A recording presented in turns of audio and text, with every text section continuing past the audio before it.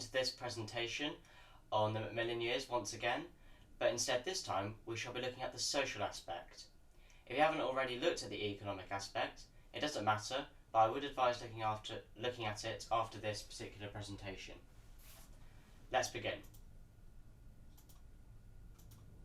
So a preview. Macmillan took over Hume as leader of Britain in 1957, and this was because Hume made several errors in his reign as Prime Minister. The Conservative reign was one which the Conservatives weren't really performing to their potential, and Labour, meanwhile, were not providing a good enough alternative for people to vote for them. Macmillan's government had temporarily achieved economic success, however, they weren't, as I say again, performing to their full maximum potential. As well as this, they weren't adapting to the change in society which the country had not experienced for quite a long time. So, in general, average incomes were rising, and this was because employment was fairly high, and therefore people had money to spend. They had disposable income. However, inflation was rising, and inflation is the persistent rise in prices of goods.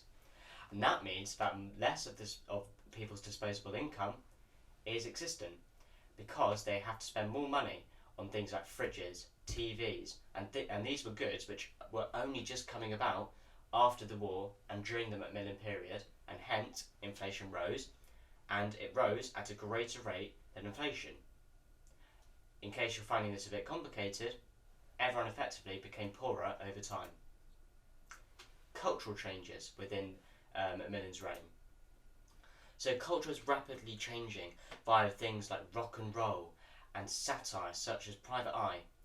And satire is where TV shows such as QI in modern days or Private Eye back then effectively take the mickey or make satirical jokes about politicians or many other things.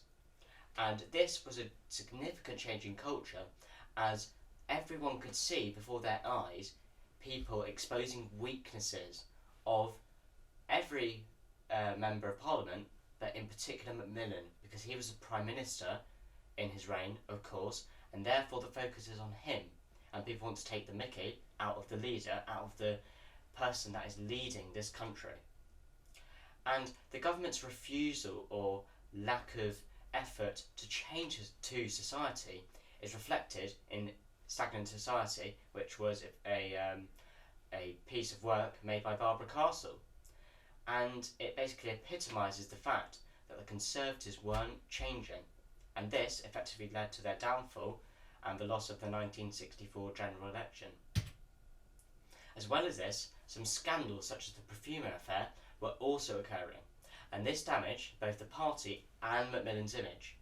This was because Profumo, a defence minister who had an affair with a prostitute, said and promised to Macmillan that the allegations pressed against him in 1961 were not true, and Macmillan believed him. However, a year later, in 1962, these allegations were found to be true. Now this is showing Macmillan's naivety, and it affects the party because Profumo was also the defence secretary, and the prostitute, Christine Keeler, had also been seeing other very high people in the Russian spy sector. So it's a potential security risk, and this was also not good for both Macmillan and the Conservative Party's image. Social aspect in terms of immigration. So Commonwealth immigration in 1948 was at 12,000 in terms of West Indians, and by 1957 it was at 23,000. That's almost double, and that is a significant increase. And this was due to numerous things, including the 1948 Nationality Act and the US tightening their immigration laws in 1952. This made Britain the more appealing area to go to. In case you don't know, the 1948 Nationality Act made anyone who was a citizen of a Commonwealth country able to visit Britain and live there. This actually gave access to 1 billion people. Although 1 billion people, of course, didn't emigrate towards Britain, that was the potential and the scale of this act. Furthermore, planes and other forms of travel made Britain a lot more accessible to emigrate to. And in 1962, the Immigration Act limited the amount of people entering the country. You could see this as a response to the 1958 Notting Hill race riots, which is fairly self-explicit. People expressed their anger at increased immigration, as was shown on the previous bullet point, and these riots were about in Notting Hill. Sorry about that. And that's the end of the lesson on the social aspect of the Macmillan government. I hope you've really enjoyed it. Please visit our website www.revisealevel.co.uk for more information on this topic and many others. If you haven't done so already, I really would advise on watching the other episodes of the Macmillan range in order to develop your knowledge of the History A-level. Thank you very much, and I hope to see you again soon.